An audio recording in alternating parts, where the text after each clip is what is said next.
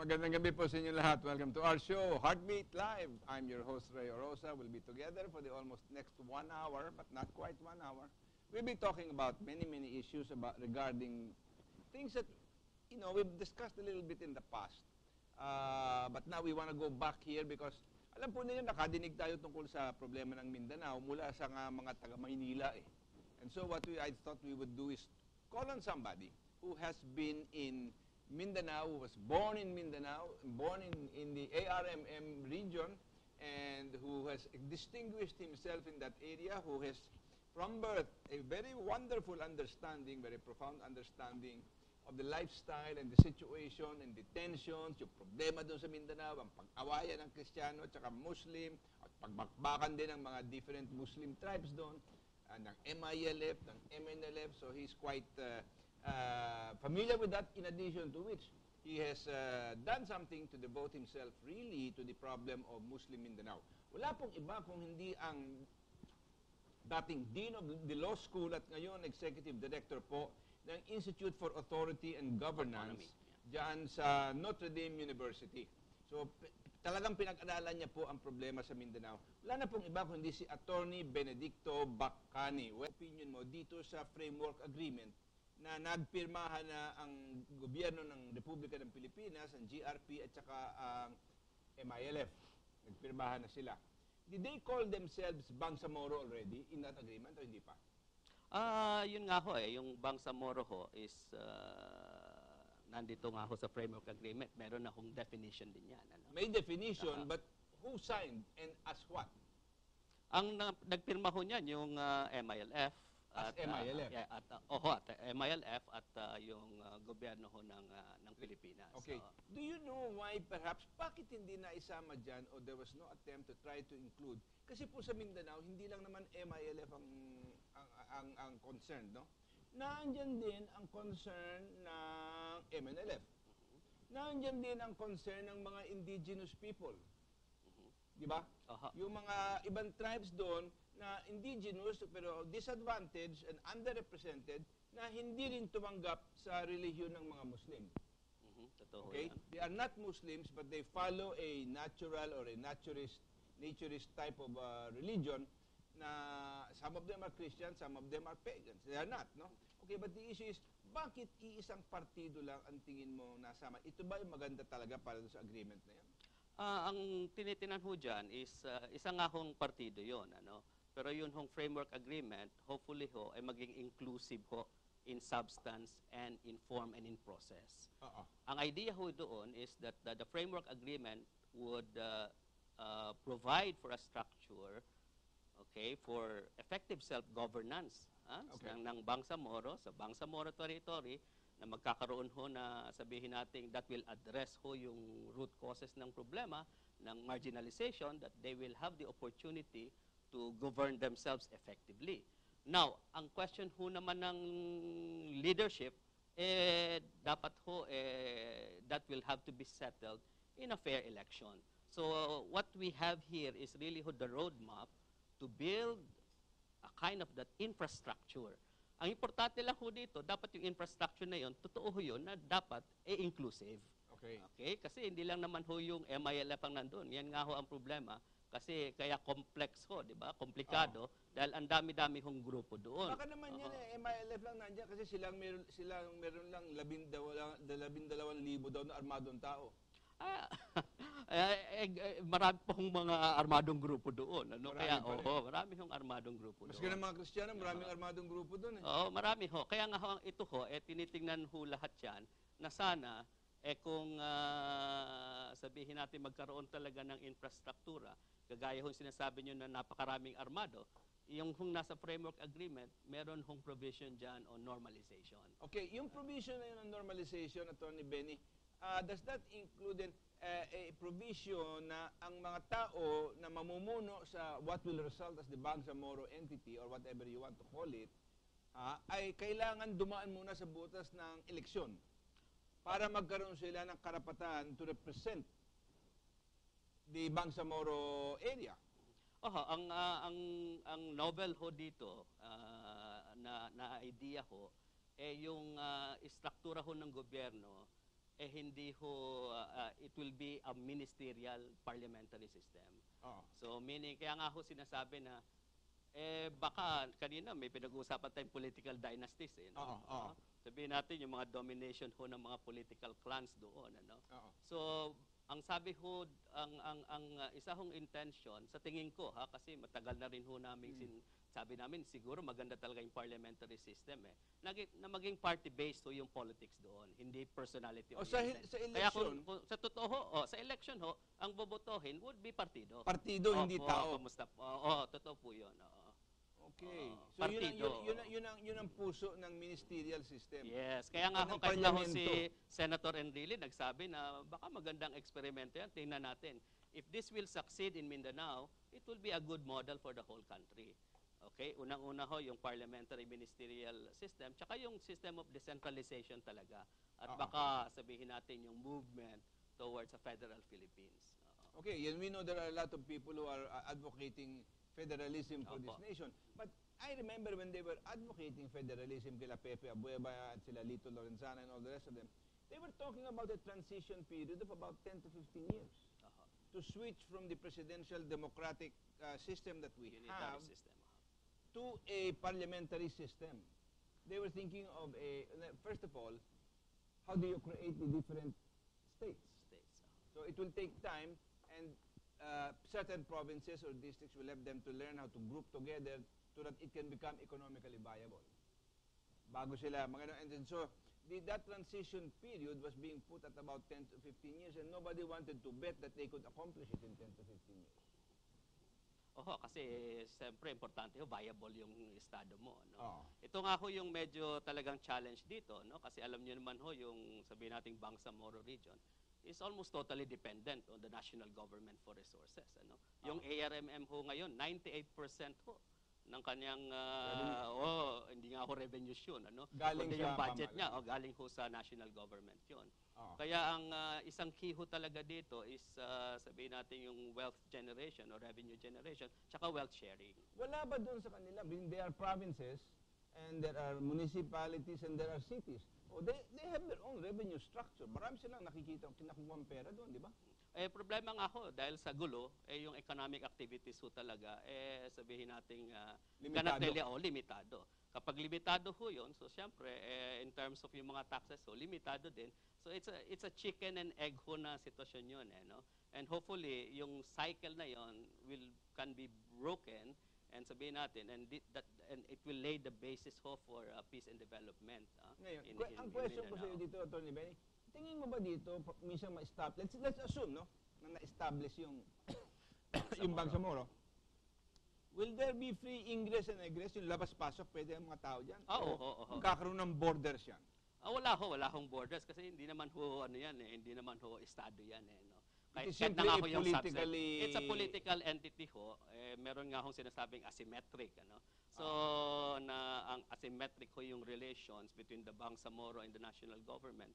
Sa akin ho, pagtingin, it's a kind of a special region. Kaya at pagtitingnan ho natin, marami ho dito is looking at the experience of the ARM, kaya nga sinabi ho, the ARM as a failed experiment, and the framework agreement addresses ho yung gaps na sinasabi. And hopefully, that can bring about really meaningful and genuine autonomy for the Bangsamoro. I think basically, though, if we are going to pronounce the ARMM as a failed experiment, we have to cite two fundamental reasons why it failed. One, incompetent local leadership, but equally, a central government that did not want to give up any powers and wanted to hold all the purse strings. I agree ho. I agree. Diba? Yun ho kasi tama ba yung assessment na yun? Kasi ang tingin ho natin dyan, yung understanding ho talaga ng autonomy, ano? Tsaka yung mistrusts. Ganun ho talaga yun, ano? Tapos ho yung capacity din ho sa region na in terms of sabihin nating talagang exercising good governance in the region. Pag tiningnan nyo ho kasi, there are two relationships ho talaga that should work. The relationship between the central government and the ARMM, and the relationship between the ARMM and the LGUs. Dysfunctional ho yun, no? Sa tingin ko ho, ang tama ho yung dalawa nyo, no? And siguro fundamentally, structural yung problema, kasi hindi ho talaga maliwanag yung powers, Okay? Okay, so, and number two, attitudinal din. Hindi, ang sinasabi ko doon, largely, the corruption came from the money coming from the central government. Ninanakaw lang. Sa lugar ng gamitin para sa kabuluhan ng pangkaraniwang citizen na nakatira doon sa ARMM, ninanakaw ng mga leaders.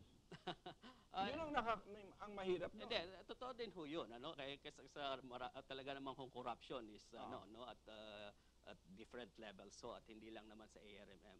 Ang naging problema lang ho, it has become also yung cause of mistrust. And talagang fueled also the bias, nasabihin natin against the Moro leaders. Kasi in fairness, kasi we've been working with the ARMM, yung ARMM ho receives less than 1% of the national budget. Pero kapag sabihin natin yung mga nakaw na talaga hong grabe ho yung sabihin natin projection. And I think meron din hong problema, sabi niyo nga sa akin kanina, sa perception.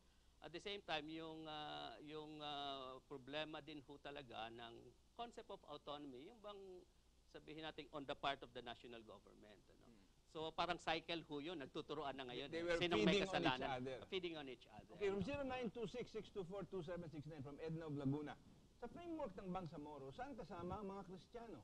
Palagay ko, kahit gaano kaganda ang intensyon ng Bangsamoro, pero iilan lang ang makikinabang, palagay ko, hindi pa rin matatapos ang problema sa Mindanao.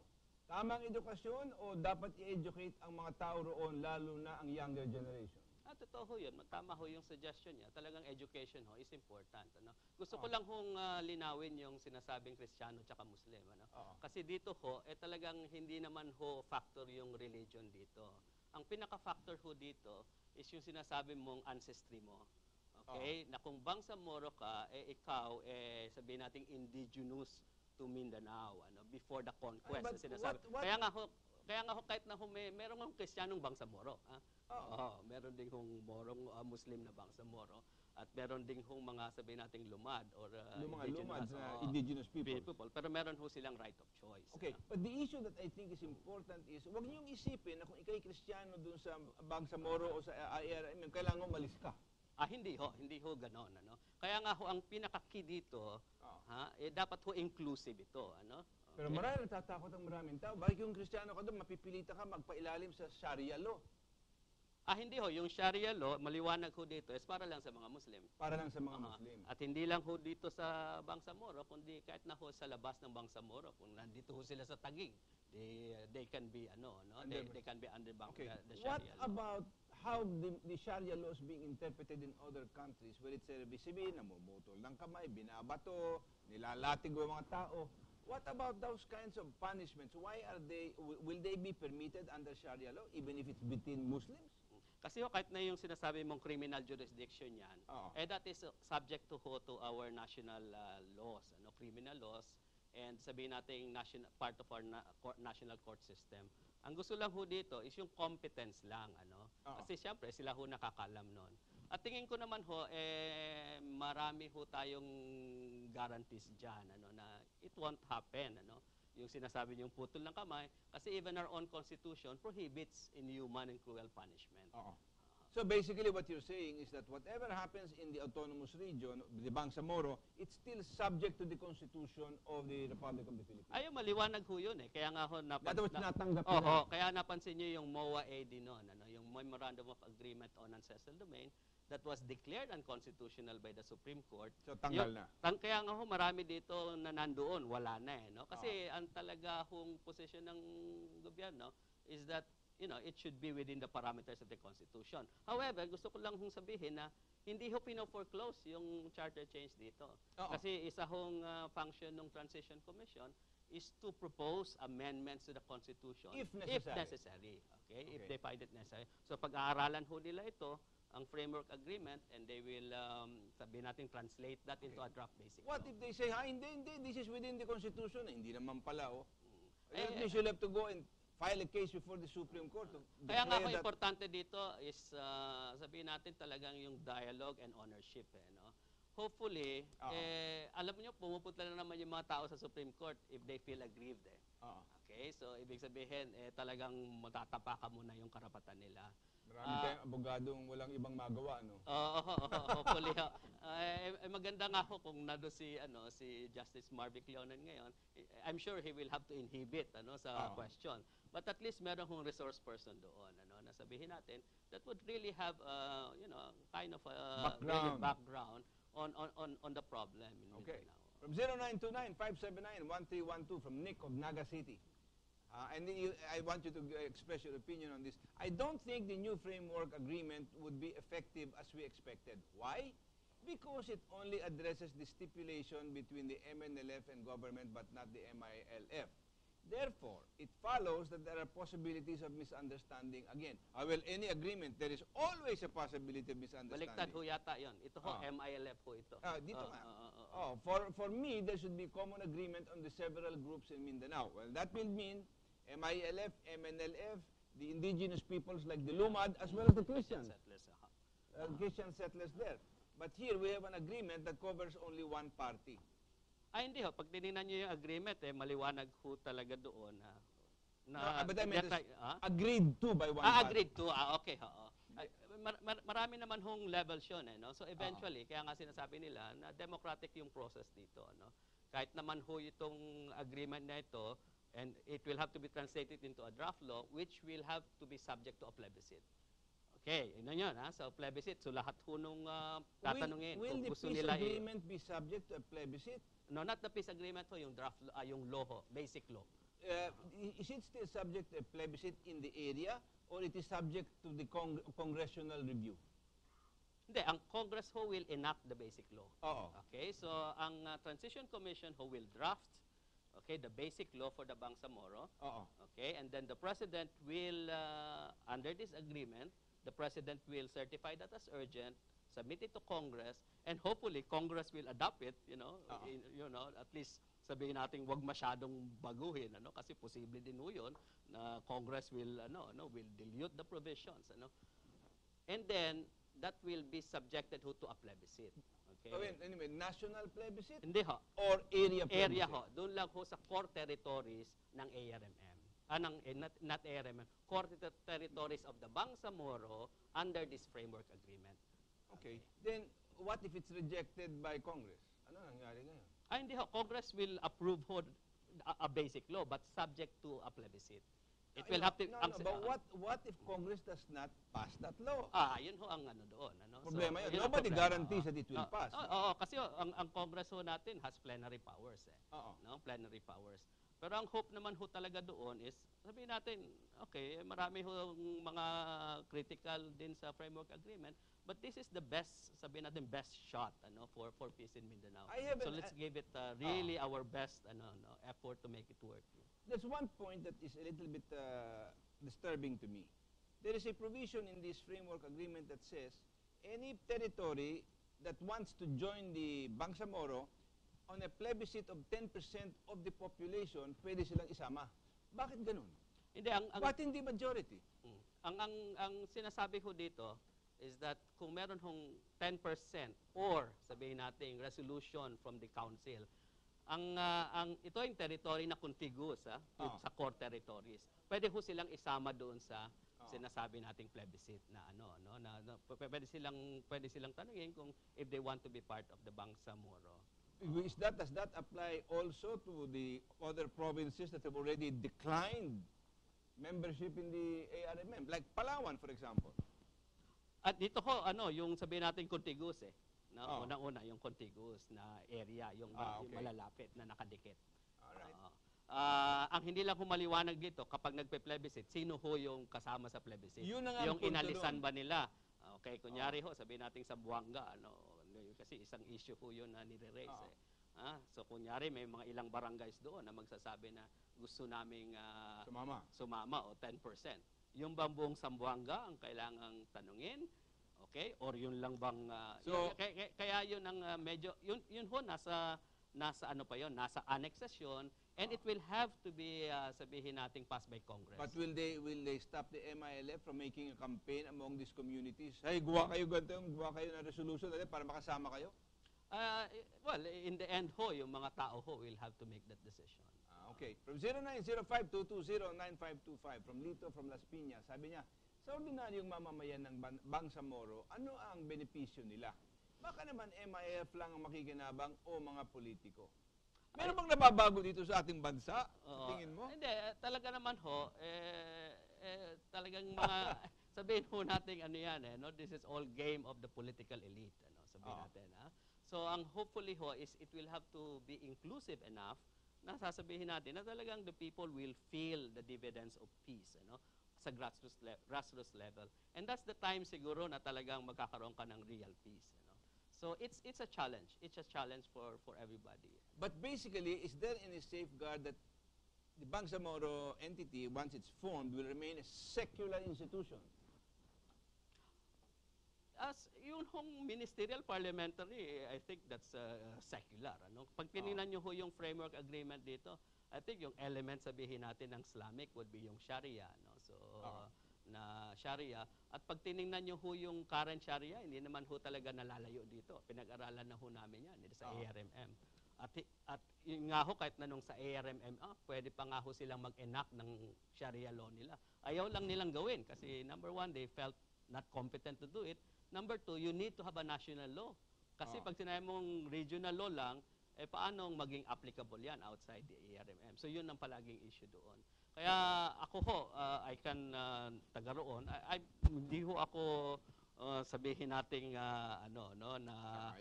hindi ho ako anxious doon sa issue na sasabihin nung sa Sharia, at sasabihin natin na Islamic yang na yan.